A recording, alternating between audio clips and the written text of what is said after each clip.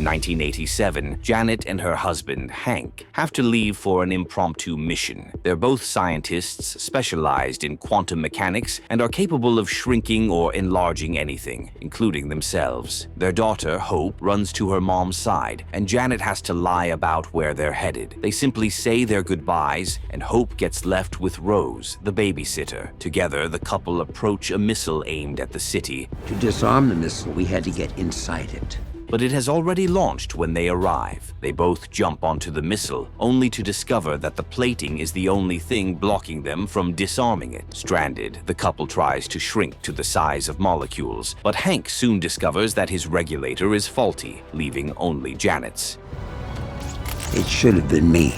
Instantly, she asks her husband to tell Hope that she loves her and shrinks to the molecular level. Janet whizzes through the motherboard and wiring of the missile, easily disarming it from the inside. Sadly, she gets lost in the quantum realm forever. Dejected, Gone forever.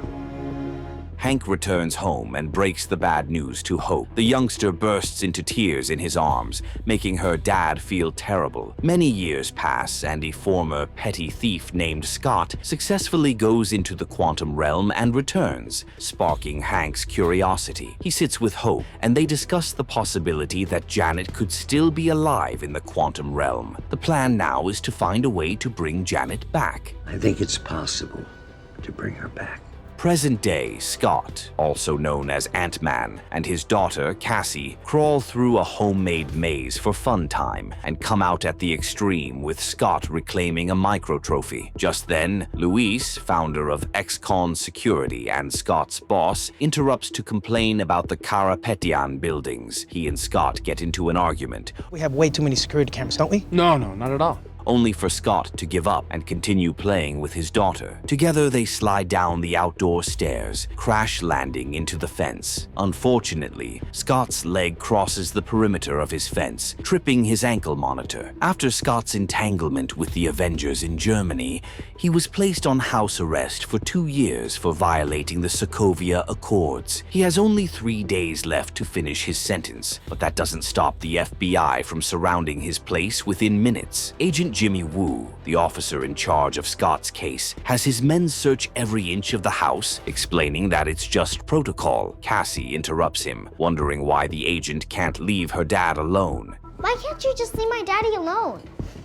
In turn, Wu squats and explains that in addition to Scott's 2-year house arrest, he has 3 years of probation and an agreement not to contact any former colleagues or use sophisticated technology. Specifically, Wu would like to know if he's been in contact with Hank or Hope, and Cassie chips in, elaborating how much they hate Scott. They hate his guts. Thanks, Peanut. Soon, Scott's ex-wife, Maggie, and her current husband, Jim, show up. Maggie doesn't get why the FBI just drops by whenever they like, and Jim, being a police officer, explains it to her. Anyway, they pick up Cassie, share a long hug, and disperse, leaving Scott to his devices. Bye! To pass the time, he does everything from drumming to learning magic tricks, and then works on the Karapetian project a little more. Wrapping his ankle monitor in a paper bag, Scott sinks into a bathtub and sleeps off. He has a weird vision of himself back in the quantum realm and sees Janet dressed in her wasp suit. It becomes weirder when he starts to see things from her point of view, like little Hope hiding in a wardrobe. Scott wakes up shocked, retrieves a burner he hid in the wall, and calls up Hank to tell him about the dream. Breaking the burner, Scott heads to the living room for some food and a movie, but he is soon disturbed by what he thinks is a fly. It bites him, and poor Scott passes out. He wakes up in a car with Hope as the driver and can't help but think he's dreaming again. Hope assures him that he's not. Is this another dream? She asks about her mom, and Scott admits that he doesn't know what happened for sure. He freaks out soon enough, noticing that his ankle monitor is gone. Trying to escape the car is pointless, and he only realizes that they've been shrunk when pigeons look like giants. Apparently, Hope left a cockroach in Scott's place, instructing it to replicate his daily routine. Scotty? She's still mad at him, and so is Hank, and all of Scott's attempts to apologize fail miserably. Arriving at Hank's lab, Hope reverts the car to its usual size, leading Scott up the elevator and into the main lab. There, he sees beautiful quantum technology and ants doing the heavy lifting. In the distance stands Hank, who approaches Scott and Hope. Can we start? Yeah. They talk about the quantum tunnel they built while Scott was on house arrest, explaining that all they need is to pinpoint Janet's location so Hope can go down and get her. As it turns out, Scott's dream coincided with the few minutes that Hank powered up the quantum tunnel for the first time. They think Janet sent a message through Scott. He finds it unbelievable, but when he talks about playing hide and seek with a little girl, Hope seems to relate too well. She asks questions about the dream, and when Scott gives answers only her mom would know, it gives her hope that Janet is alive. She hugs her dad, and they segue into finding the last component to get the quantum tunnel working. They are to meet with Sonny, a black market dealer for everything technology, so the team heads outside. There, Hope hands Scott a bag of his clothes, and her dad shrinks their car, switching it out for a van. He then shrinks their entire lab with a remote and rolls it like a suitcase until he dumps it in the truck. All the while, they have no idea that Ava, also known as Ghost, has been watching them. They arrive at the rendezvous, and Hope heads in alone. She says hi to Sonny, hands him a bag of cash, and asks for her tech. You know, I've always loved your sense of humor, Susan. Unfortunately, Sonny's snitch in the FBI told him everything about Hope and her dad, and now he wants in on their quantum energy inventions. He even set up buyers for Hope's lab and everything. She doesn't flinch, and it's the same when Sonny refuses to hand her back her cash. Quietly, Hope walks towards the door, giving them the impression that she's given up. So now what? You'll see. Minutes later, as Sonny and his men try to leave, a shrunken Hope kicks the first goon into oblivion. She grows to her full size, kicks some more butt, and shrinks again, only to do the same. The opposition gets so desperate that they open fire on Hope at once, destroying quite the expensive chandelier in the process. Noticing this, a panicked Sonny hands the component to one of his goons and has him escape into the kitchen. Hope easily uses another opponent to burst through the linking glass and blocks the goon's path by enlarging a salt shaker. The others throw multiple knives at her, and Hope shrinks to escape them, even using one of them as a runway to pour a pot of boiling water on her opponent. She's chased down with a mallet, almost crushed, but somehow she sets the next goon on fire. Hope knocks out at least 3 more guys with such grace, only to swipe the component and her cash from the last guy. She hands Sonny the cash on her way out, but he makes it clear that he's not done with her. All the while, Scott and Hank keep an eye on her. Hope has barely made it to the door when Ava shows herself. Seeing as she suffers from molecular disequilibrium, Ava easily phases through anything in her way and grabs the component. Hope doesn't give up without a fight. She shrinks and then enlarges, all in an attempt to take down Ava, but each time the mutant practically disappears, evading Hope's attacks. Worried, Scott almost leaves the van without any weapons, so Hank mercifully hands him a prototype Ant-Man suit. Scott shows up just as Ava slams Hope against the wall, catching her punch and kicking the mutant across the room. They blink and Ava disappears. When they try contacting Hank to find out if he saw anything, he doesn't respond, making them all the more worried. Quickly, they shrink and fly to the van. Ava places her hand inside Hank's throat, threatening to kill him if he doesn't hand the lab over. To save his life, he does. Scott and Hope soon find him rubbing his throat, but he doesn't go into details. Instead, he hurries them along, reminding them how important it is to find the lab. As they drive, they brainstorm places to go. Scott's place is out because of Agent Wu. Hank's house is practically the same. There's one place I can think of.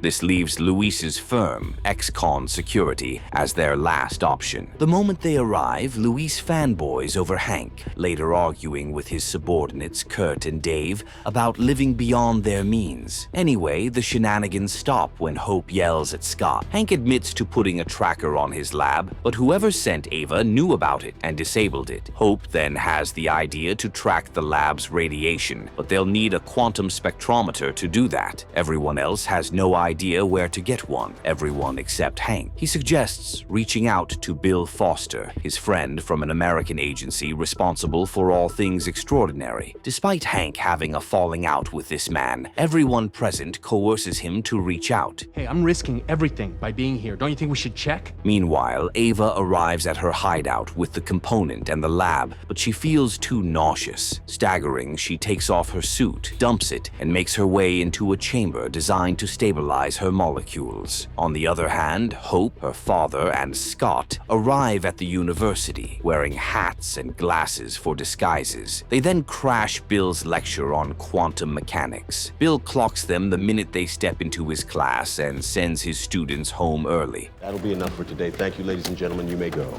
They all meet in his office to talk, and Bill is fascinated by the fact that Scott communicated with Janet on a quantum level. They fill him in on what happened in Germany, how Scott grew too big and ruined everything. Hope has to remind them about why they're having the meeting, and Bill admits that he doesn't have a quantum spectrometer. He goes on to badmouth Hank for the arrogant jerk that he was, adding that Janet was the only one who could tolerate him. Best decision I ever made. Hank was a terrible partner. Angry, Hank tries to attack Bill, but Hope stops him with Scott's help. It's at this moment that they see Agent Wu questioning people downstairs. Scared that they'll get caught, the trio make a run for it, but not before Bill advises them to modify the diffraction unit on one of their size regulators. This way, it'll serve as a makeshift spectrometer. Agent Wu arrives minutes after they leave, and Bill adamantly lies that he hasn't seen Hank in 30 years. Meanwhile, Hank admits to Scott and Hope that he got rid of the diffractors when he upgraded the suits. Ashamed, Scott admits that his old suit wasn't destroyed. Rather, he shrunk and mailed it to Luis in the micro trophy. Oh my god, you didn't destroy the suit. What? He calls up Luis to ask for the trophy, but it's nowhere to be found. Suddenly, Scott recalls that his daughter mentioned taking it to school for show and tell. Well, the good news is I know where it is. The trio wastes no time heading there, and Scott and Hope fly into the school upon arrival. Unfortunately, Scott's suit begins to malfunction, so they find a storage room where Hope adjusts the setting the best she can. Too bad this only makes Scott as big as a toddler. He slaps on a sweater from Lost and Found and leads the way until they get to Cassie's class. With Hope's help, he retrieves the suit from beneath the trophy, and she returns Cassie's bag swiftly. They then rush out of the premises and into the van. Hank gets Scott back to his normal size before ripping the diffractor from his old suit. With this, they ping the location of their lab. They arrive at the location that night, fly their way in, and notice Ava sleeping in a chamber. Ignoring her, they try to grab the lab, only for Ava to phase her way out and knock them both out. Scott is the first to wake up, with Hope and Hank still passed out and tied to chairs. You're not gonna reach into my chest and crush my heart, are you? Ava wakes up the others soon, immediately blaming Hank for her condition. Bill then walks out from the shadows, surprising the trio. Ghost goes on about how her father, Elias Starr, worked with Hank at S.H.I.E.L.D. until Hank got him dishonorably fired. Desperate, Elias delved into dangerous research on his own, and ultimately his lab got destroyed. Elias and his wife died in the blast. But Ava survived with molecular disequilibrium. The firefighters couldn't even hold her. Bill was the doctor on her case, but his efforts weren't enough to protect her. S.H.I.E.L.D. studied Ava, made her a suit, and eventually weaponized her for stealth missions. They even lied to her, claiming they'd cure her if she helped them. Unfortunately, they didn't make good on the promise before S.H.I.E.L.D. got disbanded. Bill took her in after that and created the chamber to slow her decay. Hello, Ava. My name's Bill. While Bill's talking, Scott's phone continues to buzz. It turns out to be Cassie, so he lets Scott video call her. After the call, Hank announces that he can help Ava, but Bill shuts him down, explaining his plan to extract all the quantum energy Janet spent 30 years absorbing. He plans to use it to repair Ava's molecular structure. She doesn't need your help. I know how to save her. Oh, really? Bill then threatens to hand Scott over to the FBI if they don't help him. He shrinks Ava's chamber, grabs Hank's lab, and just as he heads out, Hank pretends to be having heart problems. Successfully, he gets Bill to open an Altoid tin housing shrunk ants. The ants grow to scale immediately, freeing Scott, Hope, and Hank in the process. Hope shoots down Ava with a swiftness while the ants corner Bill, and the trio take the chance to escape, finding a secure spot to enlarge the lab. After enlarging it, Hope slides in the last component, and they wait for Hank to reprogram the quantum tunnel. What if she's a completely different person?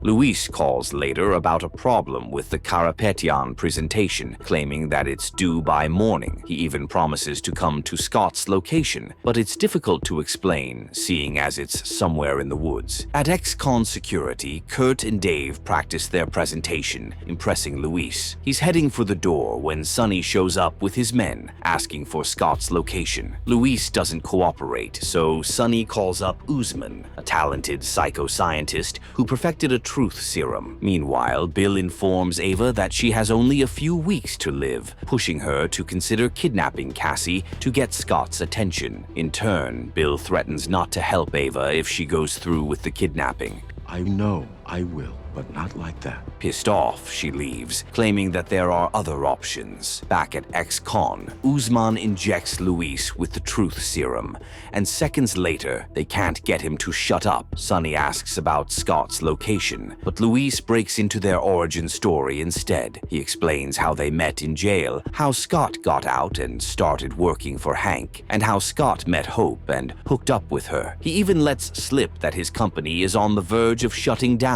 This is news to Dave and Kurt. And if we don't show up, we're done. That's terrible bossing. Damn, bro! But Sonny screams before they can process it, reminding Luis about his initial question. Luis then admits that Scott is in Muir Woods, only for Ava to appear out of nowhere, scaring the bejesus out of everyone. She just confirms Scott's location once more, and bolts. By the time Sonny gets outside, Ava has already slashed his tires. He reaches out to his snitch, Agent Stoltz, revealing Scott's location on the condition that he gets the lab. Stoltz then takes this information to Agent Wu. Hank, Hope, and Scott put the finishing touches on the tunnel and start it up, praying it works. The tunnel starts up just long enough to get their hopes up, and then gets stuck once again. Just give it a minute because it could...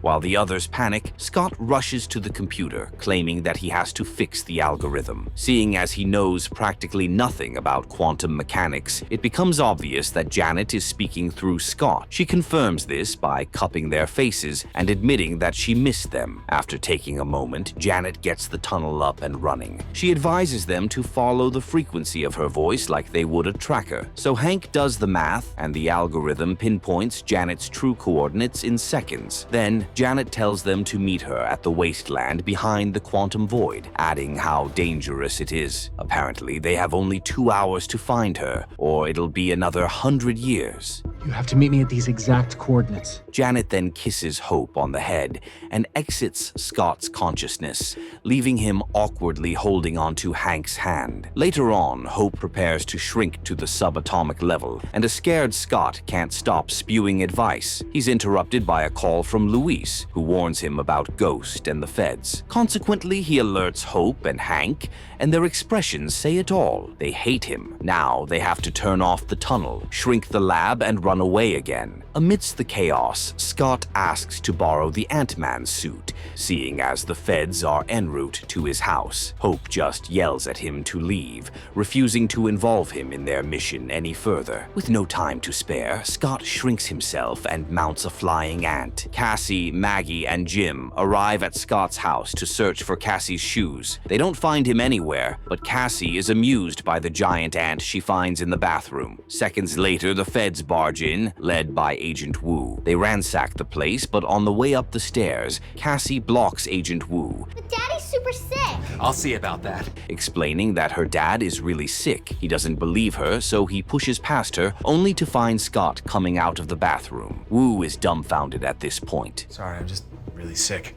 I told you. Meanwhile, Hope and her dad think they packed up in time, but the moment she shrinks the lab, countless soldiers pop up from the bushes and place them under arrest. Back at Scott's home, Agent Wu gets confirmation that Scott didn't go anywhere. He feels played until word comes about Hank and Hope's arrest. He can't help but celebrate and clears out of Scott's house within minutes. At the crime scene, Agent Stoltz steals Hank's lab for Sonny, but doesn't get to stash it in his trunk because Ava shows up. She buries her hand inside his chest and steals the lab as his lifeless body drops. At Scott's house, Cassie joins her dad upstairs for a heart-to-heart and encourages him to help Hope. Having been transported to a holding facility, Hope and Hank are running out of time to save Janet. Hope spits out a pin, unlocks her and Hank's handcuffs, and pulls out a shrinking device from her boot. She's about to tear down a load-bearing wall when her costume suddenly materializes on the table. Seconds later, an FBI disguise appears for Hank, courtesy of the ants Scott sent. Hope shrinks soon enough, flying beside her dad, who simply walks out of the building. Then Scott enlarges the van, and they both step in, having no idea that Sonny's men are watching. Chaos breaks out in the building as none of the agents has any idea where Hope and Hank went. Meanwhile, the trio follow the new tracker Hank put on his lab, led by a swarm of flying ants. They arrive at the lab in no time and, after discussing for a while, agree to let Hank go into the tunnel instead.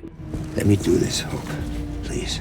Luis not so quietly pulls up beside them. Inside the lab, Bill is putting things in place for the extraction. He's having second thoughts, but it's the opposite for Ava, so she pressures him until he complies. Sadly, the machine doesn't work when they start it up. A quick look around reveals that it's because of Scott's ants, and a pissed-off Ava goes after them, following the ant trail. Meanwhile, some much bigger ants corner Bill, buying Hank enough time to suit up. He promises to help Ava if he returns in one piece, Together, we'll figure something out.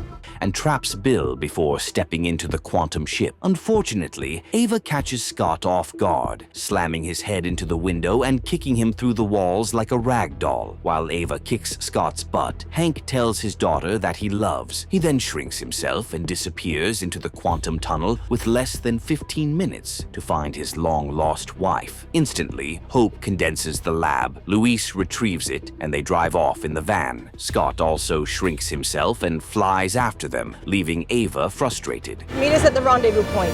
Okay, on my way.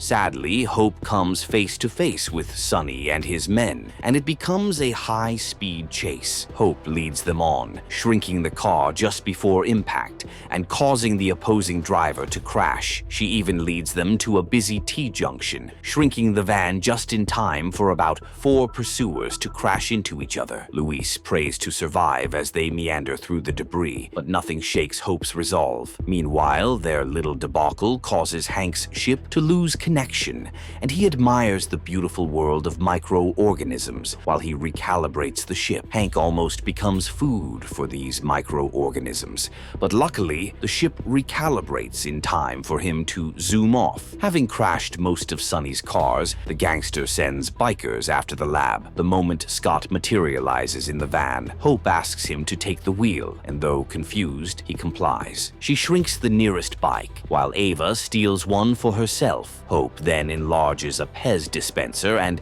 takes out 2 bikers with it. Scott notices Ava drawing closer, but before he can ask Hope for help, Ava phases into the car and kicks Hope out of it in one swift move. Then she steals the lab and hijacks a moving truck. Hope easily clocks her from above and joins her in the truck, only for them to fight over the lab. In turn, Scott crashes the van and abandons Luis in it to track Hope down. The ladies are still struggling when Scott arrives, clinging to the wiper. Ava simply turns it on, unleashing a small wave of water that causes Scott's suit to malfunction. As a result, he grows big enough to cover the windshield and punches Ava straight through the glass. This buys Hope some time and she manages to reach the back of the truck. Sadly, Sonny crashes into her from behind and catches the lab before it hits the ground. All eyes are on Sonny now. Oh, go, go!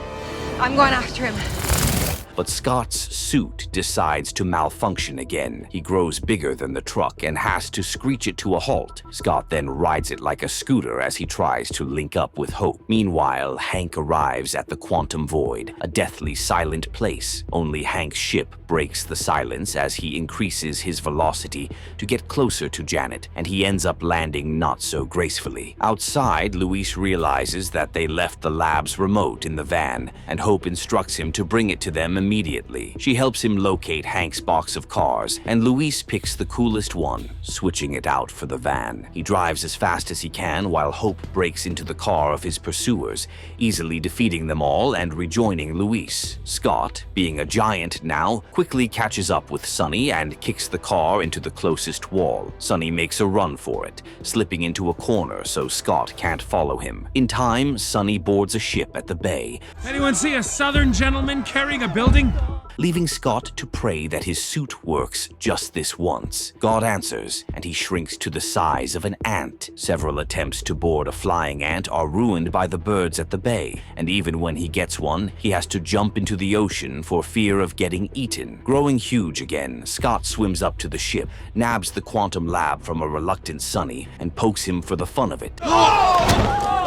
I'll take this now. Meanwhile, Hank watches as the clock runs out on Janet's location. The moment the timer hits 0, he starts to feel confused. His body seems to be separating from his mind, and he screams, only to find himself in his house. In succession, Hope, Scott, and Bill appear to taunt him, but some hooded lady comes after them, placing her fingers on Hank's temples. Just like that, his dizziness ceases, and she takes off her mask. Hank is immediately pushed to tears upon seeing Janet's face, and they share a hug so tight, apologizing for the time they spent apart. Together, they walk back to the ship, only for the system to warn that it can't map out a path to the lab. Lab coordinates not found.